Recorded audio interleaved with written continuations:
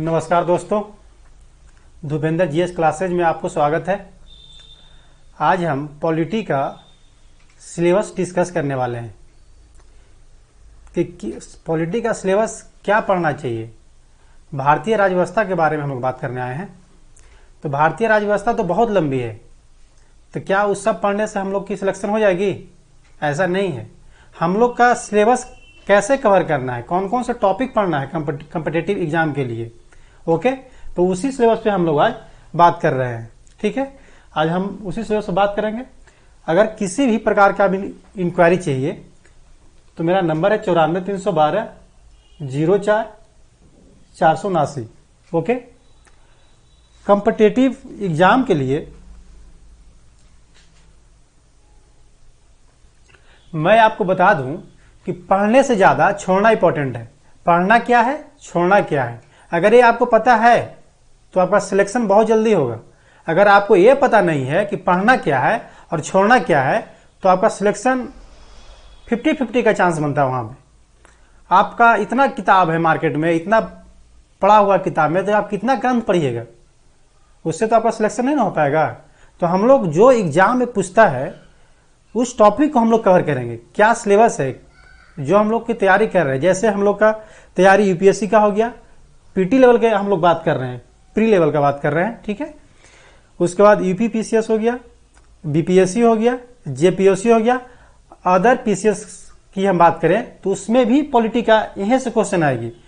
SSC हो गया, railway हो गया, या अदर स्टेट का जो भी एग्जाम होता है, जैसे दरोगा का हो गया, कांस्टेबल का हो गया, ये सब तो बहुत उससे नीचे लेवल का चीज है। जैसे आपका यूपीएससी का एग्जाम हो गया, बीपीएससी का एग्जाम हो गया, जेपीएससी की पीटी हो गया, इन लोग से उन लोग का और लेवल नीचे है। तो अगर उस सब चीज को हम लोग कवर कर लेंगे पूरा सिलेबस को, तो आराम से वहां से क्वेश्चन बच जाएगा स्टेट वाले भी, ठीक है। तो हम लोग आज सिलेबस पे ही बात करने आए हैं कि सिलेबस क्या होगा पॉलिटी का, क्या क्या पढ़ना है, कौन कौन से टॉपिक पढ़ना है। ग्रंथ लेकर नहीं बैठना है, ग्रंथ से आपका रिजल्ट नहीं होगा। आपका कौन कौन से टॉपिक से क्वेश्चन पूछे जाते हैं आपको कैसे पता चलेगा? आप प्रीवियस ईयर क्वेश्चन पे जाइए और वहां पे आप देखिए कि क्या क्या पूछता है, कैसे क्वेश्चन का पैटर्न है, कैसा ट्रेंड अभी चल रहा है क्वेश्चन पूछने का, क्या तरीका है। तो उसी सब को लेकर मैं आप लोग के सामने उपस्थित हूं। आज सिलेबस पे डिस्कस करते हैं। तो चलते हैं, क्या क्या पॉलिटी में कौन कौन से चैप्टर पढ़ने हैं। देखिए सिलेबस हम लोग का पहला पार्ट में जो होगा राज्य व्यवस्था का परिचय। राज्य व्यवस्था का परिचय से क्या मतलब है? इसका मतलब यह हुआ कि आपका परिचय कुछ होता है। जैसे आपसे कोई पूछे कि आपका परिचय क्या है, तो आप क्या बताते हैं? नाम बताते हैं, गांव बताते हैं, पिता का नाम बताते हैं, पोस्ट बताते हैं, पुलिस स्टेशन बताते हैं, जिला बताते हैं, स्टेट बताते हैं, पिन कोड बताते हैं। ये सब क्या हो गया? परिचय हो गया। उसी प्रकार राज्य व्यवस्था का परिचय भी होता है। क्या इसका परिचय होना चाहिए, ओके। फिर इसी के अंतर्गत हम लोग पढ़ेंगे राज्य व्यवस्था की परिभाषा। इसका परिभाषा क्या होगा, किसे राज्य व्यवस्था कहते हैं। उसके बाद होगा हम लोग का अगला टॉपिक संविधान का विकास। संविधान का विकास भारत में कैसे हुआ, कौन सी ऐसी परिस्थितियां होगी भारत में, क्या जरूरत होगी कि एक संविधान की हम लोग की आवश्यकता पड़ी भारत में, या अदर ही कंट्री का भी संविधान है। वहां सबका कंट्री का संविधान होता है, बिना संविधान का देश नहीं चलता है। बिना आपका विधायिका, बिना कार्यपालिका, बिना न्यायपालिका का देश कैसे चलेगा? तो कोई मनमौजी करने लगेगा। उसी प्रकार हम लोग का भारत में संविधान का विकास कैसे हुआ, क्या अचानक एक ही दिन में बन गया, इसके लिए कौन कौन सी समिति थी, सब पर हम लोग बात करेंगे, डिस्कस करेंगे, बारीकी से हम लोग करेंगे। लेकिन पहले आज हम लोग सिलेबस समझ लें, ओके। तो हम लोग आगे बढ़ते हैं। फिर इसके अंतर्गत क्या है कि हम लोग का संविधान का निर्माण के बारे में पढ़ेंगे कि संविधान का निर्माण कैसे हुआ, कितना टाइम लगा निर्माण होने में संविधान का। ये सब सारी चीजें हम लोग पढ़ेंगे संविधान के निर्माण में। उसके बाद हम लोग पढ़ेंगे इसी के अंतर्गत संविधान के स्रोत। संविधान के स्रोत से क्या तात्पर्य है, संविधान के स्रोत से क्या तात्पर्य है, इसका मतलब यह हुआ कि जैसे संविधान का स्रोत भारत में जो बनी, भारत का जो संविधान बना उसमें दो पार्ट में है। एक देशी स्रोत हम लोग का है, यहां पे देशी स्रोत, और दूसरा है विदेशी स्रोत।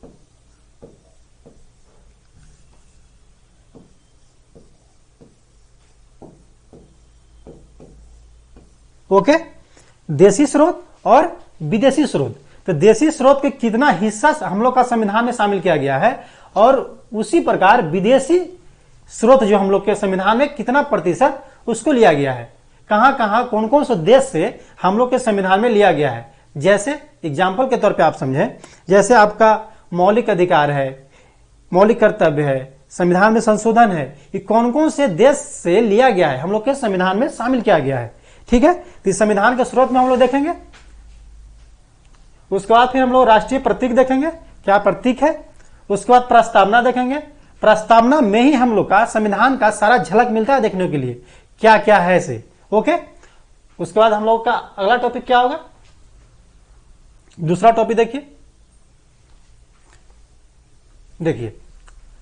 संघ एवं राज क्षेत्र। संघ एवं राज क्षेत्र का मतलब क्या हुआ कि जितने भी राज्य भारत में हैं, जिनका निर्माण हुआ है या निर्माण और आगे चल के होंगे, भारत में राज्य का गठन जब होगा, निर्माण होगा, तो क्या संघ का अधिकार होगा, कैसे बनता है, या आपका राज्य में सीमा का कैसे परिवर्तन होता है, उसका कौन करता है, क्या नियम प्रावधान है, इसको चर्चा हम लोग करेंगे संघ एवं उसके राज क्षेत्र में। ओके, तीसरा है आपका नागरिकता, सिटीजनशिप। ओके, एग्जाम्पल, जैसे भारत में नागरिकता है कैसे मिलती है, पंजीकरण के तौर पे मिलता है, बहुत सारे इसमें नियम कानून है, कैसे आपको लिया जाएगा, वंश के आधार पर लिया जाएगा, वंशानुगत उसको बोलते हैं आपका। फिर इसमें होगा नागरिकता में संविधान में कैसे लोप होती है, अगर आप कहीं विदेश में रह रहे हैं तो कितना साल आप वहां पर रह लेंगे लगातार, तो आपका इंडिया का सदस्यता चली जाएगी अपने आप, कैसे लोप हो जाएगा। ये सब सारे प्रावधान हम लोग का कहां मिलेगा, नागरिकता में। संविधान में हम लोग को चैप्टर नंबर कहां से मिलेगा, नागरिकता से। ठीक है, उसके बाद हम लोग का चौथा जो है मौलिक अधिकार है, फंडामेंटल राइट। हम लोग का क्या अधिकार है। ओके, जैसे फंडामेंटल राइट कहने का मतलब मेरा ये हुआ कि हम लोग का अपना भी मौलिक अधिकार है जो कोई छीन नहीं सकता है। उसके लिए हम लोग भी कुछ नियम शर्तों के आधार पे आंदोलन भी लोग करते हैं। ओके, नेक्स्ट हम लोग का क्या टॉपिक होगा, राज्य का नीति निर्देशक तत्व।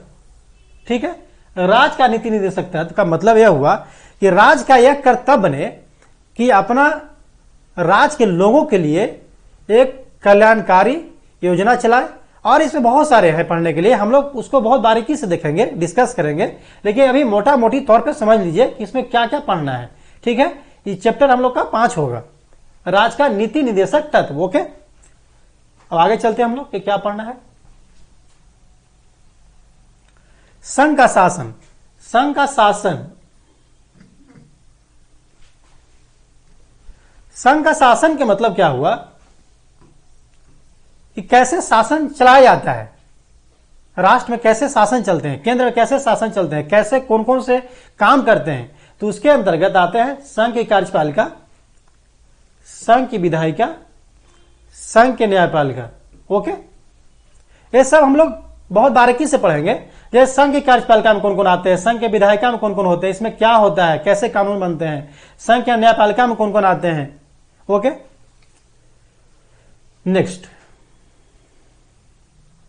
राज्य का शासन। जिस प्रकार हम लोग देखें कि संघ का शासन यानी सेंट्रल का शासन, केंद्र का शासन, उसी प्रकार हर एक राज्य का शासन है, उस संविधान के अंतर्गत ही चलाए जाएंगे। तो उसी प्रकार संघ के शासन में हम लोग का राज्य का क्या आएगा, कार्यपालिका आएगा, राज्य का विधायिका आएगा, राज्य का न्यायपालिका भी आएगा। ओके,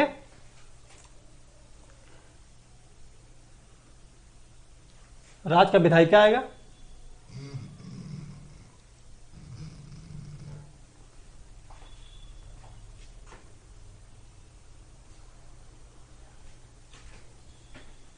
उसके बाद देखते हैं हम लोग अगला टॉपिक क्या है।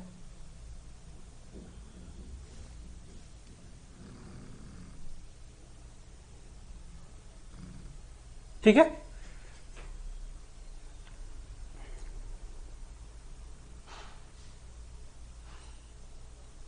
देखिए हम लोग का अगला जो टॉपिक फिर पढ़ना होगा राज्य व्यवस्था के अंतर्गत वो होगा पंचायती एवं नगर पालिका।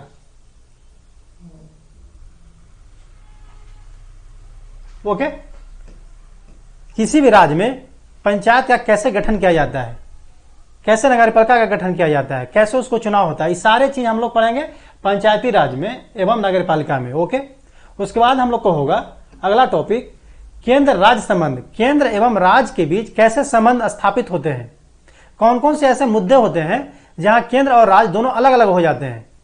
ओके, तो ये सब हम देखेंगे। उसके बाद हम लोग देखेंगे अगला टॉपिक लोक सेवा आयोग, जैसे यूपीएससी लोक सेवा आयोग, यूनियन पब्लिक सर्विस कमीशन, उसी प्रकार आता है राज्य लोक सेवा आयोग। तो कैसे उसका चयन होता है, क्या प्रावधान होते हैं, ओके, कितना उनका आयु होता है, कब तक वो अपना पद पे बने रहते हैं, तो ये सब सारे हम लोग देखेंगे। लोक सेवा आयोग यहीं पे हम आपको पढ़ा देंगे, यहीं पे पढ़ा देंगे राज्य लोक सेवा आयोग।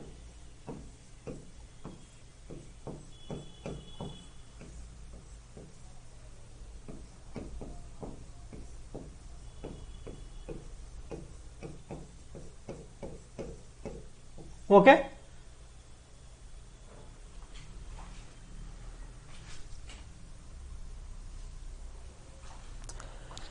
उसके बाद हम लोग का टॉपिक जो होगा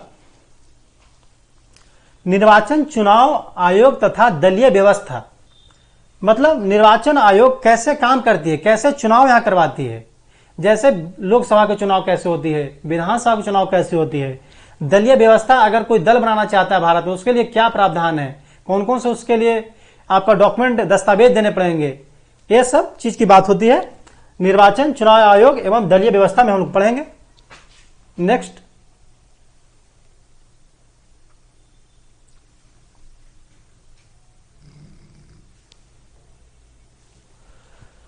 फिर अगला टॉपिक जो हम लोग पढ़ेंगे